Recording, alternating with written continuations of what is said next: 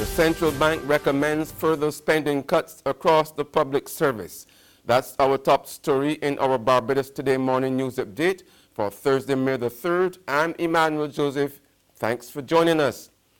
Government's economic advisor is recommending further spending cuts across the public service, including state-owned enterprises.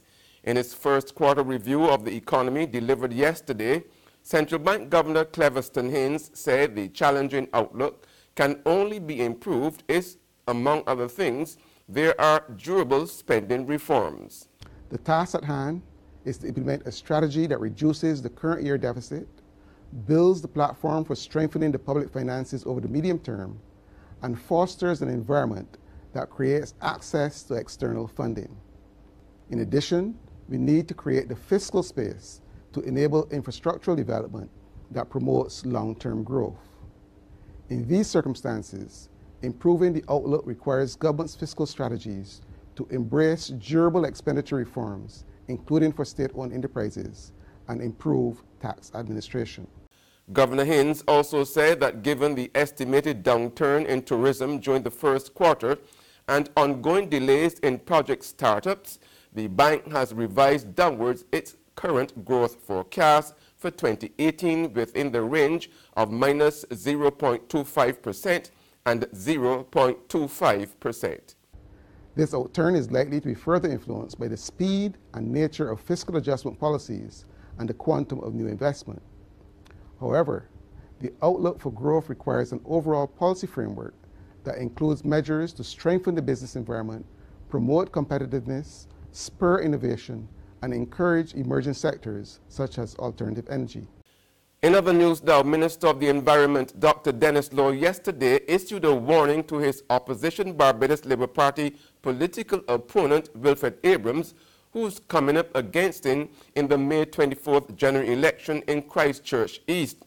The Democratic Labour Party incumbent, who made a public appearance yesterday after spending more than a month at the Queen Elizabeth Hospital, where he had undergone knee surgery, cautioned that he has a big surprise in store. I want to sound forth a call that if they think that I'm down and out, they are in for a big surprise. We don't just talk. We got a record, and it's very hard to defeat a record that has impacted so many people's lives. Whether it be in employment, in housing, support for schools, support for businesses.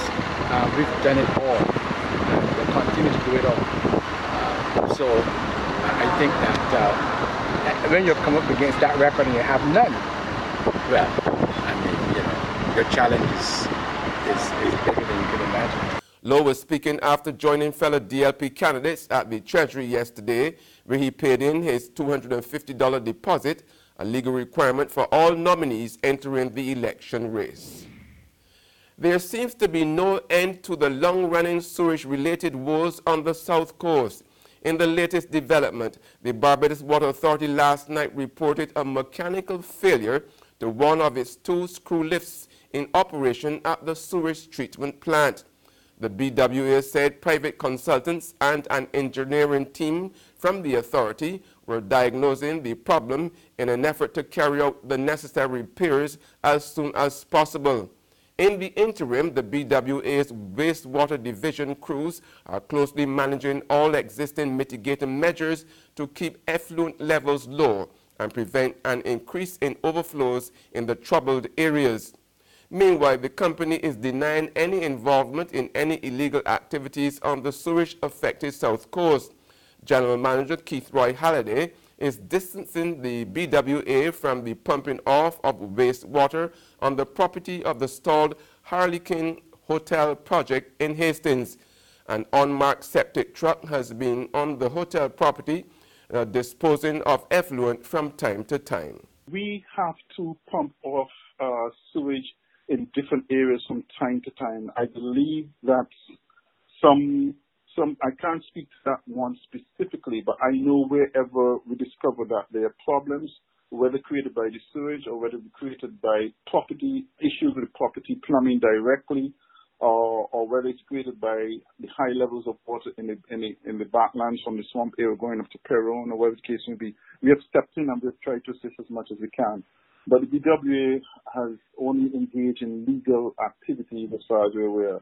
There's regional and international news after this short break. One night, one winner, only one team can deliver.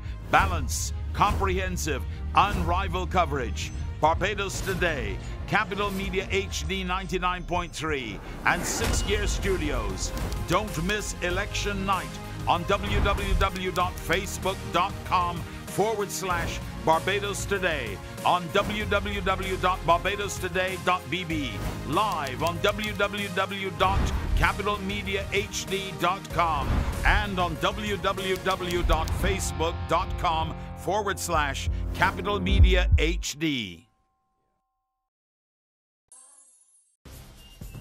Welcome back with news from the region now. The Guyana government is requesting hundreds of millions of dollars in supplementary funds from Parliament to buy 4 aircraft for the Guyana Defense Force, among other things. But opposition leader Barack Jagdeo is not on board with it. Royden James reports. The government has requested $484 million to make final payments for the aircraft for the Guyana Defense Force. State Minister Joseph Harmon told the post-cabinet press briefing on Friday that 4 fixed-wing planes, including Skyvans that are no longer manufactured, are being purchased for the GDF to move troops and assist in search and rescue operations. Opposition leader Barack Jagdeo spoke on the issue on Monday. So now this government is going to buy 4 new aircrafts for their army. Not fighter jets to fight Venezuela, not attack helicopters. Jagdeo is doubtful whether the planes will be used by the GDF. And on the international scene, Cambridge Analytica, the data firm embroiled in a controversy over its handling of Facebook user data and its parent company in Britain, SCL Elections Limited, are shutting down immediately. The company announced yesterday that SCL Elections and Cambridge Analytica will begin bankruptcy proceedings. Controversial consulting firm Cambridge Analytica is closing down following a massive scandal over its mining of Facebook profile data during the 2016 elections. The company said both Cambridge Analytica and its parent SCL Elections will cease all operations immediately, with bankruptcy proceedings to begin soon. The company became the center of a global firestorm in recent months after it was revealed Cambridge had improperly accessed the data of 87 million Facebook users while working for President Donald Trump's 2016 campaign. And that's news, but for the very latest, visit our website at www.barbadostoday.bb. You can also subscribe to our e-paper, email updates, or like us on Facebook. We are also on Izumi Media in bus terminals, as well as Screenplay at supermarkets and gas stations near you. You can also hear us on Mix 96.9 FM. And now you can sign up for BT's WhatsApp news alerts. Visit our website at www.barbadostoday.bb for instructions. I'm Emmanuel Joseph. Have a fantastic day.